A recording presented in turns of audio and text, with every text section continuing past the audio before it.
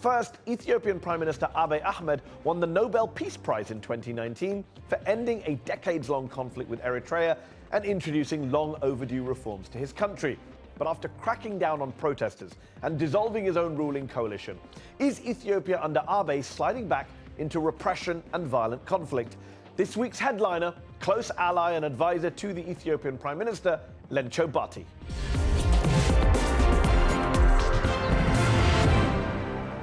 Lencho Bati, thank you for joining me on Upfront. Your Prime Minister Abiy Ahmed won the 2019 Nobel Peace Prize at the end of a year in which he locked up journalists, detained protesters and cut off the internet. Is that really how Nobel Peace Prize winners are supposed to behave? I don't know where you get these facts. There is no any journalist in prison now. He didn't arrest 5 journalists in September 2019. Amnesty International said the police failed to produce any shred of evidence for their alleged crimes. No, that's an exaggerated thing. What does that mean, exaggerated? There is no single... Exaggerated means what? There was one journalist, not 5? There is one incident in where fake news has been put in a market to incite violence against ethnic groups. So why is Amnesty's director for East and Southern Africa saying the return of mass arrests of opposition activists and supporters is a worrying signal in Ethiopia? These sweeping arrests risk undermining the rights to freedom of expression and association ahead of this year's election. This is not happening in Ethiopia. Ethiopia is a free... everybody is free now to... So you're saying Amnesty's making this stuff up?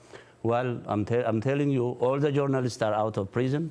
All political prisoners out. To be out of prison, but you're admitting they were in prison at one stage. These are prisoners detained by previous regime. All oppositions, armed and peaceful, are invited back. So the political space is wide and everybody is in the country registering, campaigning in different parts of the country. I'm not questioning that people aren't campaigning or registering. I'm just saying that Human Rights Watch, for example, has said dozens of ethnic Amhara journalists were held in 2019 in their report on the country. I mean, you were on this show in 2016 as someone living in exile, criticizing the previous government for being repressive, authoritarian, locking up protesters and journalists. And now you're being criticized. Your government is being criticized for doing the same thing. Do you see the irony? Yeah, this government is not doing... I'm not aware of this arrests, and this government is not arresting journalists. How about internet blackouts?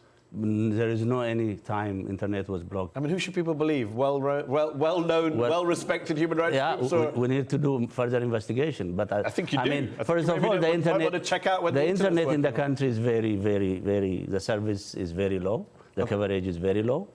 And, but I have not come across any incident where internet So you haven't come blocked. across detained protesters, you haven't come across detained journalists, you haven't come across internet blackouts? No. That's very convenient, given it's well documented by human rights observers. I have not. I'm a human rights advocate. I have not. Okay. I've not seen any. Your Prime Minister won a Peace Prize for ending this decades-long conflict with neighbouring Eritrea, and he's been applauded for that by many around the world and at home. But even in Ethiopia, the conflicts continue, ethnic conflicts. The violence is, in fact, escalated in many places. Ethiopia has one of the largest internally displaced populations in the world. 1.6 million people internally displaced, fleeing violence. That's a pretty massive failure on your government's part, is it not? Well, the displacement has its own cause. As you know, Ethiopia is going through reform. That means the regime or the group that is overthrown were sponsoring conflicts in different parts of the country. So this is a politically motivated displacement in order to sabotage the transition and the reforms that the Prime Minister put in place. Hold on, you're saying 750,000 people were displaced in the first half of 2019. That's all just a political move to embarrass the government. Nearly a million people. These people, Ethiopian people, used to live together peacefully. This is a politically masterminded, agitated from behind in order to sabotage the reform. Isn't the danger... Once that structural problem is removed, now people are back to their residence, and today now the Ethiopian ethnic groups in every part of the country are living together in a very harmonious way. I interview a lot of people on this show from different countries, different political parties. You've been on this show twice, and it's interesting interviewing you because you came on this show in a debate with the then member of the Ethiopian government. You were in exile at the time, living in the US. Yes. And if you'd said all this stuff then, and your opponent then in the government, had said, well, this is all just you trying to make us look bad. Yeah. Do you understand? Your arguments can be used either way. I do understand. You could sound like the previous government. I do understand. The record of the Prime Minister is clear. Our numbers are clear. Our Prime Minister... Displaced people is going up. Our Prime Minister rehabilitated peace with Eritrea. He mediated peace between Southern Sudan. He has an But he can't stop people from being displaced in his own country. He has an excellent relationship with Somalia and Kenya. But he can't stop people from being displaced in his own country. Yeah, hundreds of thousands of them. But the hands, who is masterminding all this violence is aimed at... Who is this? You sound like a conspiracy theorist. The overthrown elites.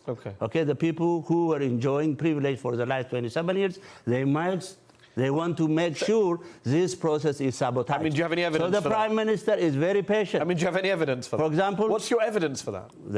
What's the evidence? There is a clear evidence. What is it? There is a clear evidence. You can't just say this. You can't say there is a clear evidence 3 times. What is the evidence? Weapon is being smuggled to these groups. You found these weapons. You've produced these for the world. Of course, there is a lot of weapons that was captured.